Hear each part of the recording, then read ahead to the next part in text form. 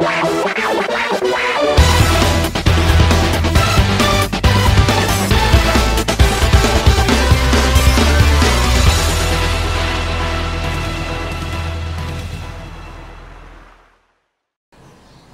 quick update on the Invader. In the first place, it doesn't look like we did too much, but actually all the wood's out. We put the stringers out, and when you have a look inside here, you will actually see that, and I wanted to show you that, that's something you don't see that often anymore. It's a reinforcement of the outer hull, and actually it acts as a floor because the boat, as I mentioned yesterday, didn't have like a real floor, and it's like a mosaic. And it's I'm not sure what the English term is, but when you like cut a tree and you look at the cut tree from the top, that's the way these wood blocks are cut. They're 6 millimeters thick, and you can see they're put in there like tiles and then fiberglassed over, which adds a lot of strength to that boat. So in fact, as most of them are wet, we take them out and then we will redo this, obviously, but we still stick to the idea of putting in a real floor.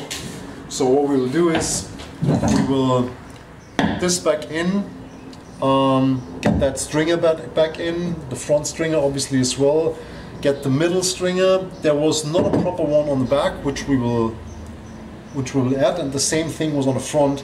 There was not a proper, actually you can see that the stringer ended here. There was like the end of it, and we will put it all the way to the front end. And then when we put the floor in, the real floor, which will be very thin, but it will add some strength as well. And we also figured out where to put the tank. So the tank goes in the back.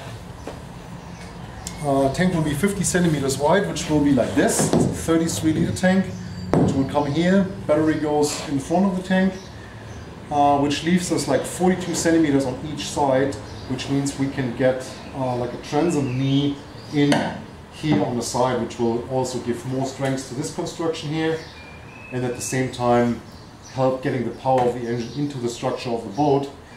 And it will leave us the space we wanted on each side to put flotation in the boat. Because I mean, the biggest thing on this boat, or the biggest issue on this boat, is it doesn't have any flotation. I mean, no enclosed space underneath the floor. I mean, nothing significant. Plus the heavy engine.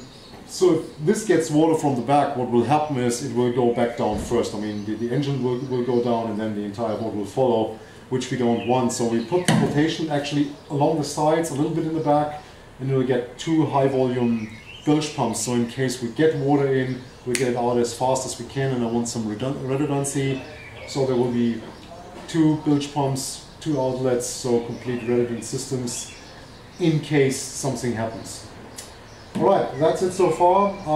Get that mosaic out now, that wood, and then one of the next days we start fiberglassing and getting it back together, and you'll get an update as soon as we start with that. Thank you.